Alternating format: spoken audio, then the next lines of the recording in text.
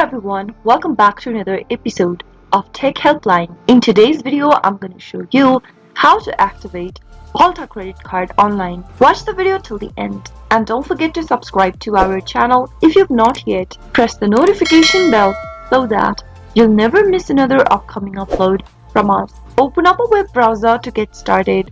In the web address bar, type in d.community.net/ultimate MasterCard and press enter.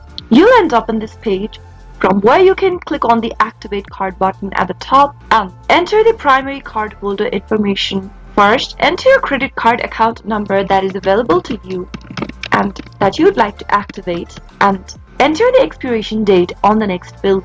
From the drop-down, select one of the identification method and enter the credentials as per your selection. Since I've chosen social security number, it'll ask me to enter the last 4 digits of my social security number. Similarly, if you've chosen your social insurance number or alternate identification number, you'll need to type in the last 4 digits of them. Now enter the zip code or your postal code in the last field and finally click the continue button. Follow through the on-screen prompts till the end in order to complete your account activation. That is how you can easily activate your Ulta credit card online. I hope the tutorial was helpful to you. I'll be back soon with more videos like this. Thank you for watching.